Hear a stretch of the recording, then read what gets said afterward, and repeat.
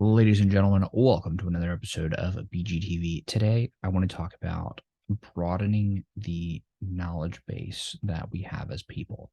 There's a lot of different things to talk about here, right?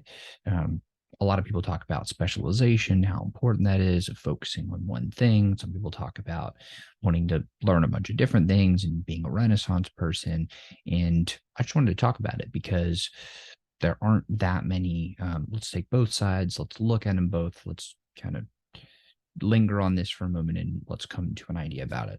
So, on the one hand, we have the idea of specialized knowledge of I'm going to focus on one thing. I only care about one thing. There's only one area of focus that I'm going to have.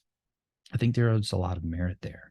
For example, if you have somebody who's going to be, for example, fixing your car, you want them to be really, really good at fixing cars. You want them to have a very specialized knowledge base that applies not only directly to the idea of fixing cars, but to also have it apply to fixing the specific problem that your car has and to have it apply to specifically your type of car. So they're the most specialized person who understands exactly what's going on. They're the best person at doing this, and bada bing, bada boom, that's the person that you want fixing your car. But then on the other hand, if you have somebody that is, let's say, a historian or somebody that is more of like an investor or a philosopher or something like that, where it is helpful, or even somebody that's in a leadership position. I particularly would want somebody like that, or if I was that person, I would want to position myself and be the kind of person that has a broad range of knowledge, because you never know what is going to pop up in one discipline or one area that'll be really helpful in another. One of my role models that I look up to a lot and I've read a lot about and tried to catch interviews or speeches or whatever is Charlie Munger, brilliant investor. And he has often talked about how much he reads and learns and how broadly his knowledge base is that he's built. And particularly for myself, that is exactly the type of knowledge that I'm going to build. I want to be very well rounded, want to have knowledge of a lot of different things, not necessarily because of any particular reason of like, I want to learn this thing over here so that I could do this over there, so that I can have this thing over here, but just to be more knowledgeable about how the world works and how things actually work, and thinking about just different parts of the world and how different things connect. And again, you never know how learning something over here could, in fact, influence this thing over there. And so I personally do a lot of reading in a lot of broad areas. Now, I do have areas of interest that I like more than another.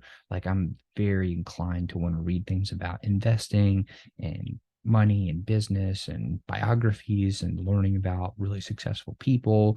But I'm also extremely fascinated in things like literature. I'm taking an online course right now about world literature and learning about Goethe and the Epic of Gilgamesh and how all that works and the history of that stuff, and just learning the history of different things. It's all very fascinating to me. And I think that depending on what we want to do in our lives, it's really helpful to think about, well, what sort of knowledge do we want to build and expose ourselves to in our own lives? Because that definitely is going to impact the type of person that we become.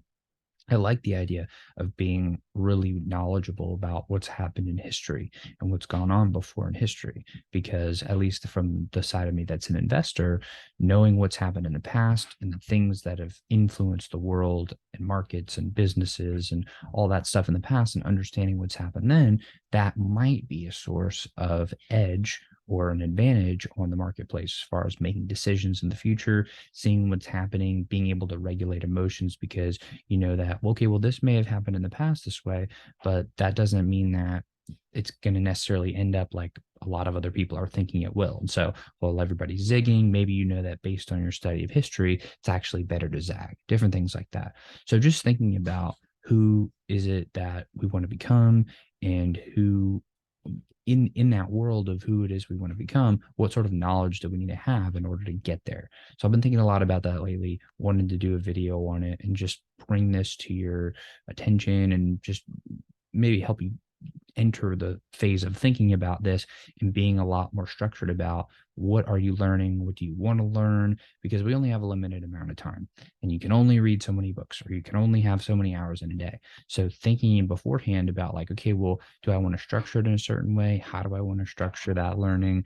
And what am I actually going to do and set myself up to do with that learning, and in what order? That can be really helpful, especially if you start early on.